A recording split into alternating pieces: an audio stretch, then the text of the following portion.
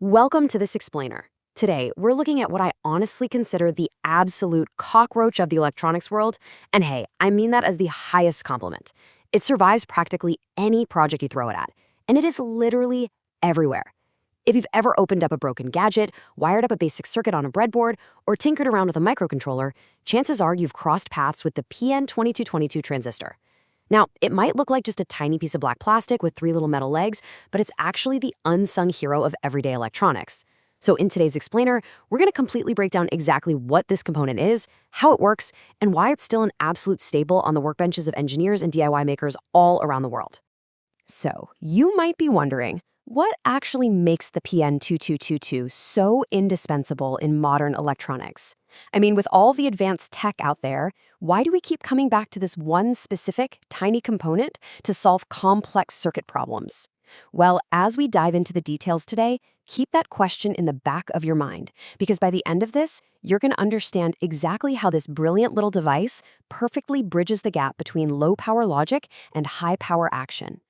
All right, here's our quick roadmap for today. 1. Meet the PN2222 transistor. 2. Core technical specifications explained. 3. The PN2222 working principle. 4. Top 5 equivalent transistors. And finally, 5. Choosing your ideal alternative. Let's get right into it. Section 1. Meet the PN2222 transistor, the foundational building block. Okay, to really wrap our heads around the PN2222, we've got to start with its scientific classification. The PN2222 is an NPN bipolar junction transistor, which we usually just call it BJT. You can think of it like a microscopic sandwich. You've got this incredibly thin layer of P-type material, and it's sandwiched perfectly right between two thicker N-type layers. And this specific architectural setup, that is exactly what gives this transistor its superpowers.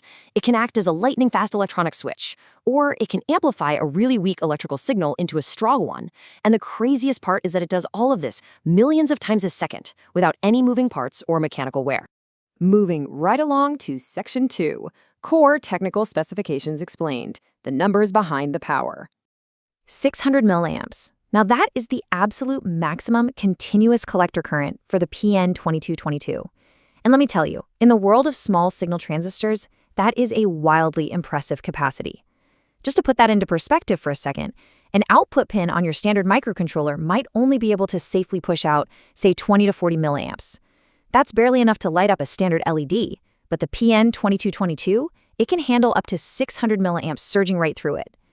This high capacity is exactly what lets you use it to effortlessly drive pretty demanding components. We're talking DC motors, heavy-duty relays, or even long strips of super bright LEDs. It is absolutely the heavy lifter of the small single transistor world. So let's talk about the rulebook for your circuit, the absolute safety boundaries. First up, we've got the maximum collector emitter voltage, or VCE, which sits at 40 volts. Basically, that means the main power supply you're trying to switch shouldn't go over 40 volts. The collector base voltage has a safe max of 75 volts. But here is the really critical one.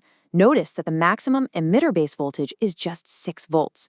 You definitely don't want to mess that up, because hitting it with too much reverse voltage will fry your transistor in a heartbeat. Next, the max power dissipation is 625 milliwatts, which just tells us how much heat that physical plastic package can shed before it literally melts down.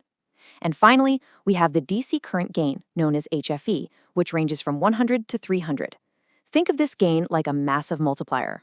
It essentially means that a tiny, tiny current on the base pin can control a main current that is 100 to 300 times larger. All right, Section 3, the PN2222 working principle, the engine in motion. Because it's honestly pretty tough to visualize invisible electrons zipping through silicon, I want you to think of the PN2222 as a highly sensitive water valve. Picture a setup where a tiny little trickle of water controls a massive rushing river. In this scenario, your microcontroller is just supplying that tiny trickle. On its own, it could never ever power the massive rushing river you'd need to, say, spin a heavy motor. But if you direct that tiny trickle straight at the valve mechanism of the transistor, it pushes it open. It opens the floodgates, allowing all the heavy-duty battery power to flow seamlessly to your motor. Let's break that exact process down into 3 technical steps. Step 1. The base pin, which is the middle leg of the transistor, receives that small electrical current we just talked about. Step 2. As that current enters the base, it fundamentally alters the electrical properties of the silicon inside. The internal semiconductor barrier literally drops, instantly opening the gate. And step 3, with that gate wide open, a much larger main current can now flow completely freely from the collector pin straight through to the emitter pin. And honestly, this just brilliantly illustrates how the PN2222 lets two completely separate power systems interact safely. Your delicate, low-current computer chip is kept totally isolated. It just sends the signal to open the gate for the heavy-lifting high-current load. Section 4. Top 5 Equivalent Transistors. Expanding your component fleet. So, what happens if you're in the middle of a project and you find yourself completely out of PN2222s? Well, you need to know how the equivalents stack up. The 2N222 is incredibly similar, but it actually boasts a higher max current of 800 milliamps, though it does have a slightly lower voltage limit of 30 volts.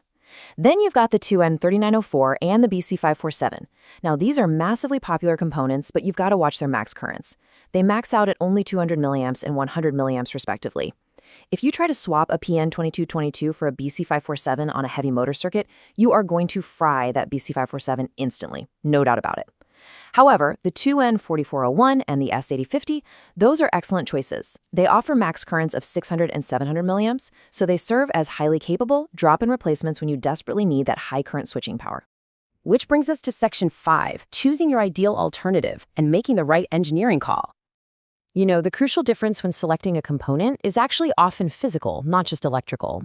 The PN2222 comes in a plastic TO92 package.